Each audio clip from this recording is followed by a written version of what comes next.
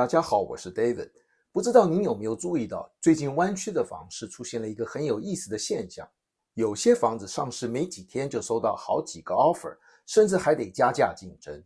但也有一些房子放了好几个星期，甚至降价之后，买家的反应依然相当冷淡。同样的市场环境，相近的地区为什么会出现如此明显的差距呢？过去几年，只要市场热络，多数房子都不难找到买家。但到了今天，即使在同一个市场，房子的成交速度却开始出现很大的差异。那么究竟是什么因素决定了一间房子能不能够快速成交呢？今天除了带大家看看7月份最新的市场数据之外，我也会透过不同地区与城市的表现，带大家一起找出答案。首先，我们就先来看看最近影响市场的几个重要因素。最近，美国与伊朗之间的紧张局势再次的升高。Breaking overnight, President Trump says he believes the ceasefire with Iran is over after the US and Tehran traded fresh strikes in the Gulf. 市场担心能源供应受到影响，国际油价也因此反弹。能源成本是否再次上升，将影响市场对通膨以及未来利率走向的预期。另一方面，最新的 CPI 数据也优于市场预期。We're getting the number 0.4% drop in headline CPI month over month. 显示通膨压力稍微改善，也让市场重新燃起对降息的期待。不过目前联准会仍然没有释放明确的降息讯号，未来政策方向仍需要观察后续经济数据。换句话说，市场依然面临一个不确定因素，就是什么时候才会开始降息。回到湾区房市本身，今年7月份东湾上市房源从去年同期的3072套下降到2438套，库存持续的收紧。中位房价则是从去年的117.8万上升到119万，成交量也从1407套增加到1504套。如果单纯从这几项数据来看，我并没有看到市场出现了外界形容的明显降温。相反的，我认为湾区房市目前正在逐渐适应新的利率环境。过去当市场讨论降息的时候，不少买家会选择等待，希望能够用更低的利率买房。但到了现在，越来越多的买家正在改变这个想法，他们并不是不关心利率，而是更在乎眼前这间房子是否真的值得现在出手。因此，我们回到今天影片一开始提到的现象，同样的市场，同样的利率环境，为什么有些房子很快成交，而有些房子却长时间没有买家？接下来，我们就从7月份各地区的市场表现来寻找答案。首先，我们来看看880沿线的城市。与去年同期相比，这个地区最大的特色就是市场供给持续在收紧。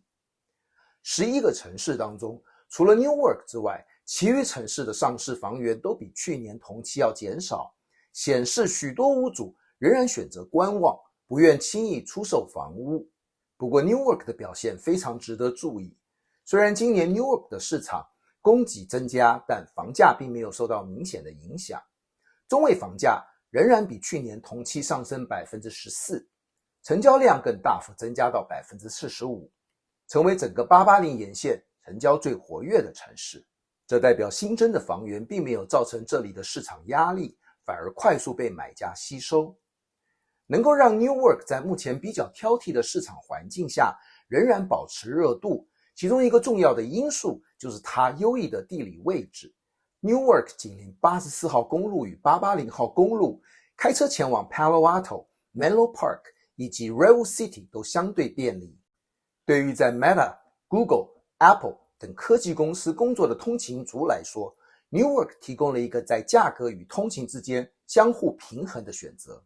另一方面，相较于 Fremont 以及半岛和南湾许多城市， Newark 的房价门槛相对较低。对于希望进入湾区市场但又受到预算限制的买家来说，这是一个极具吸引力的替代方案。今年 Newark 市政府也持续在改善公共设施，并推动新的住宅开发。逐渐提升都市环境，吸引更多科技业和白领家庭的关注。虽然目前 Newark 的学区表现仍不如 Fremont 等邻近城市，但随着人口结构的改变以及社区持续发展，市场越来越看好 Newark 将来的发展潜力。所以如果您的预算还不足以购买 Fremont 的房子，又希望兼顾交通便利与未来发展空间， Newark 确实是一个值得关注的城市。接下来我们来看看 Central Contra Costa 的市场。与去年同期的数据相比，这个地区整体的表现相对稳定。除了 Clayton 以外，大部分城市的上市房源仍然低于去年同期，显示了市场供给依然有限。中位房价除了 Clayton 有些调整之外，其余城市大致维持稳定。成交量方面，多数城市都有改善，其中 Pleasant Hill 的成交量增加接近80%，仍然是这个地区交易最活跃的城市之一。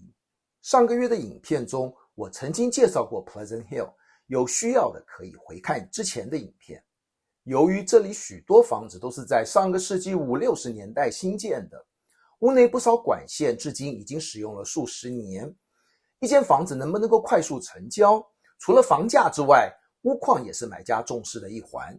因此我想提醒准备购买老房子的朋友，一个容易被忽略的细节，就是房屋水电管线的检查报告，尤其是要留意连接房屋与市政下水道之间的污水管线是否有老化、破裂或堵塞等现象。在湾区部分城市，房屋交易时都需要完成污水管线的检测与认证，因为这些管线可能会因为老化、地震或树根入侵而造成破裂或堵塞。这类问题通常不容易从表面发现，一旦需要更换，不但工程复杂，也可能导致可观的维修费用。所以真正有竞争力的房子，不只是地点好、价格合理，后续的维护成本同样重要。接下来我们看看 La Miranda。 与去年同期相比， La Miranda 整体市场依然相当稳定。3个城市的上市房源都低于去年同期，中位房价与成交量则小幅成长。长期以来，优质学区、低密度住宅环境以及稀缺的土地资源一直都是支撑 La Miranda 这个地区房市的重要因素。上个月我曾经介绍过 Orinda， 有兴趣的朋友可以回看之前的影片。这次我们把焦点放到另一个经常被低估的城市 Moraga。 谈到 La Miranda， 很多买家第一时间会想到 Lafayette 或者 Orinda， 但 Moraga 其实提供了一个不同的选择。相较于 Lafayette 和 Orinda， Moraga 的价格门槛通常更低一些。在相同的预算下，买家往往可以享有更大的室内空间、较大的土地以及同样安静的居住环境。此外， Moraga 也拥有良好的教育资源，所属的 Alkaline Union High School District 更是许多重视教育家庭选择这里的重要原因。虽然 Moraga 没有 BART 站，通勤便利性不如 Lafayette， 但对于许多家庭来说，他们愿意用稍长的通勤时间换来更好的居住品质以及更合理的房价。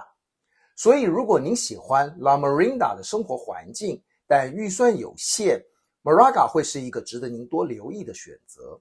接下来我们来看看山谷地区的市场。与去年7月份相比，山谷市场仍然维持稳定。这里大部分城市上市房源仍然低于去年同期，其中 Dublin 与 San Ramon 是少数库存增加的城市，增幅分别为 25% 与 14%。 房价方面，各城市的表现有一些差异，其中 Alamo 上涨约 20%。 长期来看，优质的学区、完善的城市规划以及稳定的家庭住宅需求仍然是支撑山谷市场的重要因素。成交量方面，6个城市中有4个城市比去年增加，2个城市下降，其中 Pleasanton 的成交量下降约40%，是跌幅最大的城市。虽然 Pleasanton 近期的成交量下降，但它的优势并没有因此而改变。Pleasanton 拥有多所优质学校，并有 Workday、Roche Molecular Diagnostics 等企业提供的稳定就业机会，因此虽然短期成交量有所波动，但从长期自住需求与住宅价值来看， Pleasanton 仍然是东湾最具代表性的家庭住宅市场之一。接下来我们把焦点转移到南湾市场。与去年同期相比，南湾市场依然维持相对的稳定。整体上市房源从去年同期的1070套下降到934套，减少约 13%， 显示市场供给持续下降。其中 Milpitas 的上市房源减少超过30%，是南湾库存下降最明显的城市。在房价方面，中位房价则从去年的210万回落到大约 191.5 万，反映出市场正在逐渐回归更加理性的价格水准。其中 Santa Clara 的价格修正幅度最大，比去年同期下降约1%。成交量方面，南湾整体变化不大，去年同期成交834套，今年为831套，代表有购物需求的买家并没有离开市场，只是变得更加谨慎。其中 Cupertino 与 Mountain View 的成交量下降约40%，是南湾交易数量减少比较明显的城市。不过在整体南湾市场中， Sunnyvale 的表现特别值得我们注意。今年的上市房源比去年同期减少约 14%， 但中位房价反而上涨约 5%， 成交量也增加约 4%， 显示即使供给减少，买家对 Sunnyvale 的需求依然相当稳定。Sunnyvale 最大的优势就是它位于南湾科技产业的核心位置。透过101、237和85号高速公路，可以方便前往 Apple、Google、Nvidia、LinkedIn 等主要科技公司，以及近年快速发展的 AI 与半导体企业。除了工作机会与交通优势之外，教育资源也是支撑 Sunnyvale 房价的重要因素。虽然 Sunnyvale 不像 Cupertino 以顶尖学区而闻名，但部分社区仍具备不错的教育条件，因此吸引许多希望降低购屋门槛又重视教育品质的家庭。另外 Sunnyvale 的住宅选择也相当多元，从传统的独立屋、联排住宅到近年新的住宅开发，都能满足不同预算买家的需求。与 Palo Alto、Los Altos 或 Cupertino 等高价城市相比， Sunnyvale 在地理位置、就业机会以及房价之间取得了一个相对平衡的位置，因此 Sunnyvale 即使在市场调整期间，仍然维持相当稳定的买气。从今天介绍的几个城市我们可以看到，目前湾区房市并没有全面降温，而是买家变得挑剔。换句话说，目前湾区房市正在从普涨市场逐渐转变成分化市场。那些具有地点、学区、交通以及长期价值优势的房子依然能够快速成交，但缺乏竞争力的房源就必须透过价格来吸引买家了。